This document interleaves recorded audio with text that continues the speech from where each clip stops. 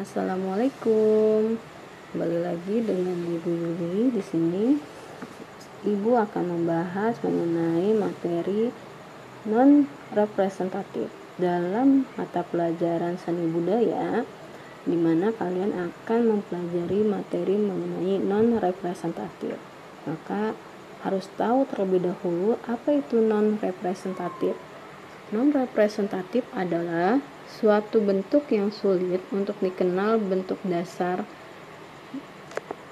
dan karya ini sudah meninggalkan bentuk aslinya, dan para prinsipnya lebih menekankan unsur formal, unsur struktur, unsur rupa, dan prinsip estetik. Bentuk dasar dari gaya ini sudah meninggalkan bentuk aslinya, jadi tidak menirukan alam sama sekali. Lukisan hanya diisi oleh bentuk-bentuk geometris sederhana, kumpulan garis, atau hanya berupa blok-blok warna yang terbebas dari bentuk alam, seperti potret wajah manusia. Pemandangan lebih bersifat abstrak dan mengutamakan estetika. Non-presentatif atau abstrak mengandung pengertian berupa bentuk yang sulit dikenali, gaya yang lebih sederhana, dan sama sekali meninggalkan bentuk alam.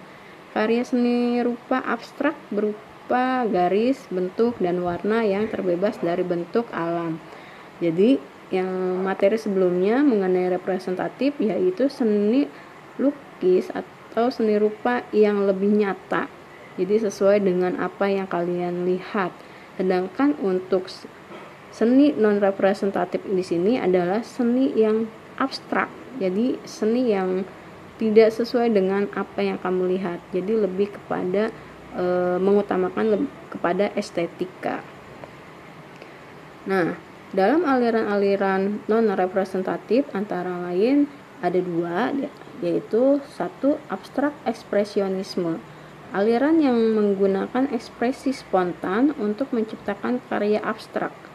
Pelukis abstrak ekspresionisme menumpahkan cat langsung ke kanvas, mencipratkan cat dengan tongkat dan sebagainya, yang mungkin saat itu sebagai bentuk ekspresi dari si pelukis. Atau saat ini yang lagi ngetrend, misalnya kalian sering lihat di aplikasi TikTok atau YouTube, di mana ada seorang pelukis yang menggantungkan cat, kemudian ia melepaskannya, serta cat tersebut dengan melayang dan mengikuti alur arahan pelukis yang melempar cat yang digantungkannya. Jadi hasilnya adalah tumpahan-tumpahan cat yang secara tidak geometris, jadi abstrak saja.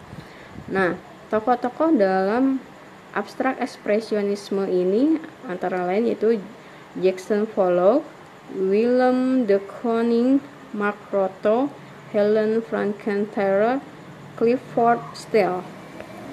Nah, yang kedua adalah formalisme, aliran yang hanya menggunakan bentuk-bentuk dasar geometris seperti segi 4, persegi panjang, segitiga, atau hanya garis. Nah, seperti yang ada di dalam contoh gambarnya. Ini seperti aliran abstrak formalisme, blue, green, and brown, yang dilukis oleh Mark Rothko. Jadi hanya berupa permainan warna saja. Dan tokoh untuk aliran ini antara lain yaitu Jasper John, James McNeill Whistler. Dan dalam seni rupa pun ada yang dinamakan dengan tema seni lukis. Nah, definisi dari tema itu sendiri adalah sebuah gagasan, ide, atau pokok pikiran yang ada di dalam sebuah karya seni, baik dalam bentuk karya seni rupa 2 dimensi maupun seni rupa 3 dimensi. Secara umum dapat dikatakan terdapat 6 tema dalam seni lukis, yaitu 1. Hubungan antara manusia dengan dirinya. 2. Hubungan antara manusia dengan manusia lain. 3. Hubungan antara manusia dengan alam sekitarnya. 4. Hubungan antara manusia dengan benda. 5. hubungan antara manusia dengan aktivitasnya. 6. Hubungan antara manusia dengan alam khayal. Nah, untuk hubungan antara manusia dengan dirinya, biasanya para seniman juga tak jarang menjadikan dirinya sendiri sebagai tema atau objek dalam karyanya. Seni lukis merupakan salah satu media yang dapat digunakan untuk menuangkan gagasan atau ide dari seseorang. Di dalam pengungkapannya, kadang seseorang menggunakan potret dirinya sendiri sebagai objek lukisannya. Lukisan tersebut menampilkan jati diri mereka dalam perpaduan warna yang unik. Contoh dalam lukisan di sini, ya, yaitu tokoh dari lukisan Basuki Abdullah. Nah, untuk para tokohnya dalam aliran yang menggunakan tema hubungan antara manusia dengan dirinya, yaitu Raden Saleh, Basuki Abdullah, Affandi, Paul Gauguin, S. Sujono, dan Vincent van Gogh. Nah, untuk hubungan antara manusia dengan manusia lain, biasanya seorang pelukis kadangkala dalam mengekspresikan cita rasa keindahan menggunakan objek orang yang ada di sekitarnya. Hubungan seseorang dengan orang lain bisa memberikan ide atau gagasan dalam menghasilkan karya seninya. Seperti contohnya misalnya menggambarkan seorang istrinya, kemudian menggambarkan anak-anaknya, orang tuanya, saudaranya, teman, tetangga, kekasih, sahabat, atau orang-orang yang ada dalam pikirannya saat itu. Dalam menghasilkan karya berdasarkan hubungan dengan manusia lain, sosok yang ada dalam lukisan atau menjadi tema dari karya ini bisa juga hanya merupakan sosok yang ada dalam pikiran si pelukis saat itu. Nah, contohnya misalnya dalam lukisan ini, ya, pelukis Indonesia yang menggunakan tema ini adalah Affandi dengan lukisan ibuku dan mertua saya, dengan lukisannya istriku Rose Pandawangi. Nah, dalam lukisan, contoh lukisan ini terlihat gambar satu sama lain bahwa beraneka ragam kebudayaan Indonesia dan solidaritas bangsa Indonesia tercermin dalam lukisan hubungan antara manusia dengan manusia lain. Lalu, hubungan antara manusia dengan alam sekitar. Nah, biasanya ini sering kita lihat hubungan yang karya lukisan yang menggunakan tema hubungan antara manusia dengan alam sekitar. Alam sekitar merupakan faktor yang sangat mempengaruhi seorang pelukis atau seniman dalam menghasilkan karya. Alam sekitar seperti pemandangan sawah, sungai, pohon, bunga, pegunungan, hewan peliharaan, gunung, laut, hutan, perkampungan, perkotaan, mungkin gedung-gedung bertingkatnya, binatang dan sebagainya dapat menjadi tema untuk para seniman. Nah, biasanya sih yang sering yaitu pemandangan gunung, sungai, perkotaan, hutan, dan objek alam lainnya yang menggambarkan keindahan alam Indonesia. Nah, dalam tema hubungan antara manusia dengan alam sekitar yang biasa terlihat di dalam lukisan karya Raden Saleh dengan lukisannya Kebakaran Hutan, dan S. Sujono dengan lukisan Pantai Wonogiri. Nah, untuk hubungan antara manusia dengan benda, tema ini biasanya yang dilakukan oleh seniman, pelukis.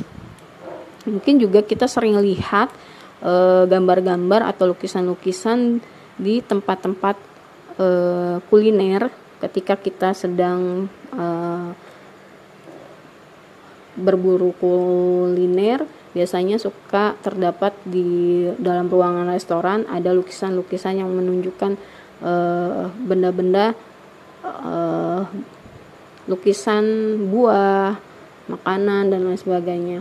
Karena hubungan antara manusia dengan benda di sini biasanya pelukis memanfaatkan benda-benda yang ada di sekitar kita bisa menjadi objek lukisan yang mengesankan karena memiliki keunikan tersendiri bagi para pelukisnya, sehingga menjadikan benda-benda tersebut menjadi objek lukisannya.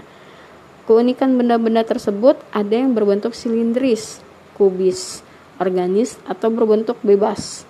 Bentuk benda tersebut biasanya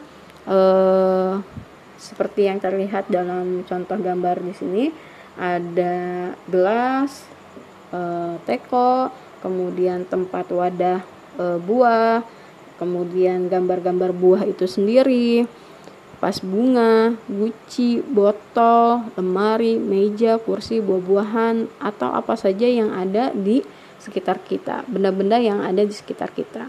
Jadi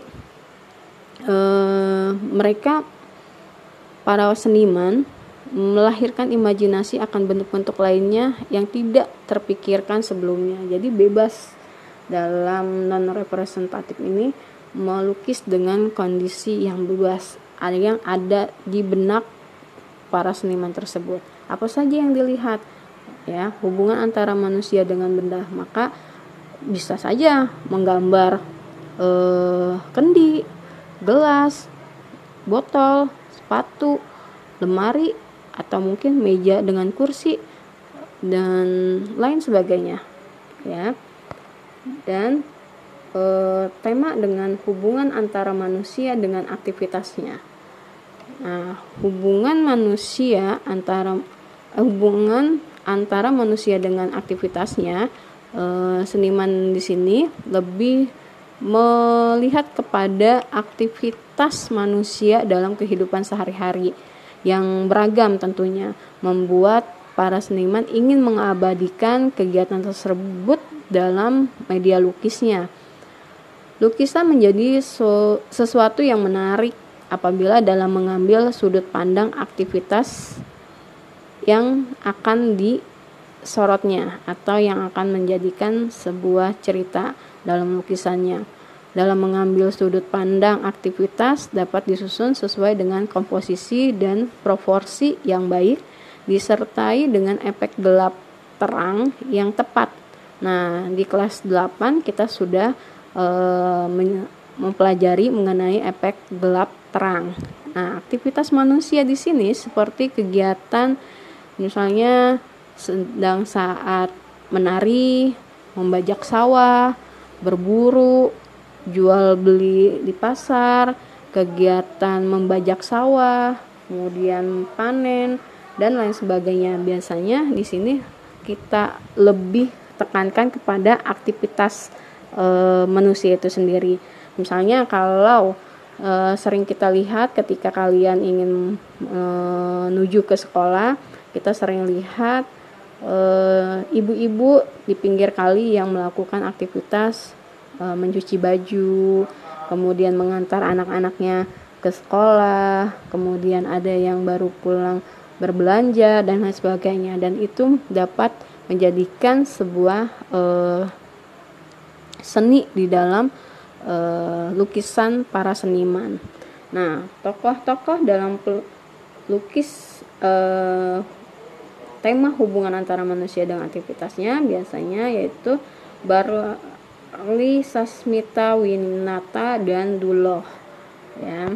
Lalu untuk tema hubungan antara manusia dengan alam khayal, di sini tentunya kata khayal di dalam definisinya sebuah ide imajinasi atau khayalan sering melintas dalam pikiran kita, baik itu secara sadar maupun tidak sadar, seperti saat kita tidur, bermimpi, atau sedang berkhayal, atau khayalan yang muncul di benak seniman saat itu kadang diwujudkan dalam suatu karya seni. Jadi kadang diwujudkan dalam hasil karya seni seperti surrealisme. Tema ini merupakan tema yang paling banyak digunakan oleh seniman-seniman yang menghasilkan karya lukisan abstrak. Ya, untuk kita sebagai orang awam yang tidak mengenal seni mungkin agak bingung dengan contoh yang terlihat dalam lukisan ini, ya. Tapi biasanya tokoh-tokoh tersebut merupakan tokoh-tokoh yang buat sebuah imajinasinya menjadi sebuah karya yang banyak disukai. Nah, tokoh seni lukis dengan tema ini antara lain Salvador Dali, Ivan Sagita, Lucia Hartini, dan lain sebagainya. Nah, selain tema, ketika seni lukis itu pun ada alat dan bahan di dalam berkarya seni lukis.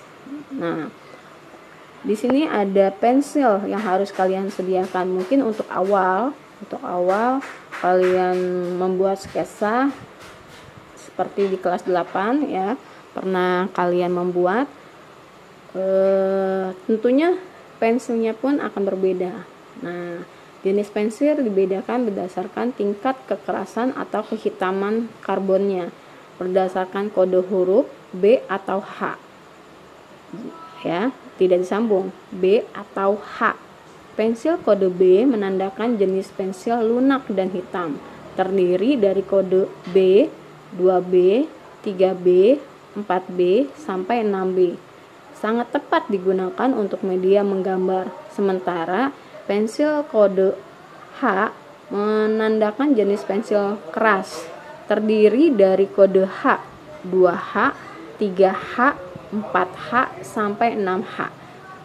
Sering digunakan untuk menggambar proyeksi, ya. Kemudian ada pensil arang. Nah, pensil arang ini beda dengan pensil kalian menulis atau pensil tukang bangunan, ya. Jadi pensil ini biasanya terbuat dari sejenis arang halus dan biasa digunakan untuk menggambar atau melukis potret. Sifatnya hitam pekat dan agak sulit dihapus. Nah, yang ketiga ada pastel dan krayon. Nah, untuk pastel dan krayon, terkadang kalian suka menanyakan, ini sama atau tidak, Bu? Krayon sama atau tidak dengan pensil warna dan lain sebagainya? Ya, jadi terkadang suka bingung.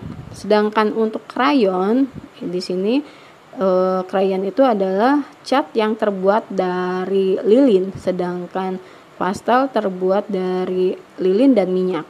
Nah, yang membuat keduanya mirip adalah karena sama-sama terbuat dari lilin, namun kandungan minyak dalam oil pastel membuat perbedaan keduanya semakin jelas. Nah, dalam bentuk teksturnya pun berbeda. Krayon memiliki tekstur yang keras sehingga jika digunakan untuk mewarnai akan sulit menghasilkan gambar yang halus dan meninggalkan bagian-bagian kecil yang tidak terkena cat. Sedangkan pastel memiliki tekstur yang lembut dan berminyak. Hasil gambar yang dihasilkannya pun lebih baik, lebih halus dan mudah menempel pada bidang kertas yang digunakan. Untuk warna yang dihasilkan oleh krayon lebih lembut, sedangkan warna yang dihasilkan oleh pastel lebih terang dan cerah. Jika ingin mewarna dengan variasi gradasi warna, maka sebaiknya kalian menggunakan cat atau warna pastel yang lebih mudah dicampur dibandingkan dengan krayon, sehingga hasil gambar pun terlihat lebih hidup. Betul. Dan keempat yaitu pena atau pulpen. Alat gambar yang digunakan untuk media tinta terbuat dari logam dengan ujung yang bermacam-macam bentuk dan ukurannya. Seperti ini yang terlihat di dalam contoh. Ya, jadi tidak atau berbeda dengan pulpen yang biasa kalian buat untuk mencatat pembelajaran. Yang kelima ada palet. Palet adalah media yang digunakan untuk tempat mencampur cat. Jenis dan ukuran beragam. Tentunya ya, karena kalian pun tergantung dari pemula atau sudah tingkat mahir. Untuk media seperti cat air, palet yang dipakai adalah yang ada lengkungan tempat air, sedangkan bentuk palet cat minyak berbentuk datar, ditambahkan lubang untuk pegangannya. Atau biasanya ketika kalian melihat di pasar malam ada yang mewarnai untuk anak-anak ya, itu suka ada dengan bekas menggunakan cat lalu dengan koas dan gelas kecil, biasanya seperti itu ya. Tapi untuk palet di sini lebih kepada palet plastik atau palet kayu. Dan cat biasanya dalam cat di sini dibedakan berdasarkan basis pengencerannya ya. Jadi cat di sini ada cat air dan ada cat minyak. Nah, ini pun terkadang kalian bingung. Jadi jangan menggunakan cat tembok ya. Jadi bahan perwarna ininya menggunakan cat air atau cat minyak. Cat air adalah cat yang berbasis air. Jenisnya ada dua, yaitu watercolor yang bersifat transparan dan poster color yang bersifat plakat. Sedangkan cat minyak, cat yang berbasis minyak. Jenis cat ini biasa digunakan untuk melukis di atas kanvas. Sifatnya tidak mudah kering dan warnanya tahan lama. Nah, ya, dalam contoh gambar terlihat ada dua jenis, cat minyak dan cat air. Cat sendiri banyak macamnya seperti ya. Ada cat minyak ini tentunya cat yang dicampur dengan minyak sebagai pengikat pigmen warna. Cat minyak memiliki sifat pigmen yang cemerlang. Cat minyak menduduki skala gradiasi paling besar dari cat yang lain karena cat ini mampu mendekati gradiasi warna nyata. Ketahanan cat minyak lebih lama, namun cat ini memiliki bau yang tajam dan menyengat, membutuhkan waktu lama untuk keringnya juga. Sedangkan cat air, cat yang menggunakan pelarut air untuk melarutkan pigmen warna yang ada di dalamnya. Cat ini bersifat transparan dan cenderung sedikit pudar. Cat ini tidak berbau atau menyengat seperti cat minyak. Namun karena cat ini pelarutnya menggunakan air, maka mudah sekali luntur jika terkena cipratan air. Nah, ada juga yang cat poster. Nah, cat yang berbahan dasar air juga dalam penggunaannya bisa dilarutkan dengan air terlebih dahulu atau bisa juga tanpa pelarut air. Media untuk melukis dengan cat ini adalah kertas. Cat ini memiliki pigmen warna yang lebih pekat dari cat air dan bersifat melapisi dengan penggunaan yang kental. Selain cat poster ada juga cat akrilik. Mungkin kalian sering dengar itu ya. Cat yang berbentuk serbuk atau pasta. Cat akrilik terbuat dari campuran bahan sintesis seperti resin dan yang lebih cepat kering. Bahan ini umumnya bersifat lembut dan kaku. Cat ini cepat kering meskipun dicampur dengan air atau gel, tahan air dan bersifat mudah menutup. Media lukis untuk cat ini adalah dinding, tembok batu, kayu, kain, kanvas ataupun kertas gambar. Dan untuk cat akrilik ini catnya tidak terlalu menyengat. Dan ada cat tekstil. Nah, cat tekstil adalah cat yang juga berbahan dasar air. Cat ini biasa digunakan untuk melukis di atas media kain, baju, sepatu, ataupun tas yang kemudian harus disetrika setelah keringnya. Dan ada juga yang dinamakan dengan tinta Cina. Tinta Cina biasa digunakan untuk membuat karya tulis atau kaligrafi. Pada umumnya tinta Cina dibagi menjadi dua bentuk, yaitu padat dan cair. Nah, sekilas untuk pengenalan tentang macam-macam cat.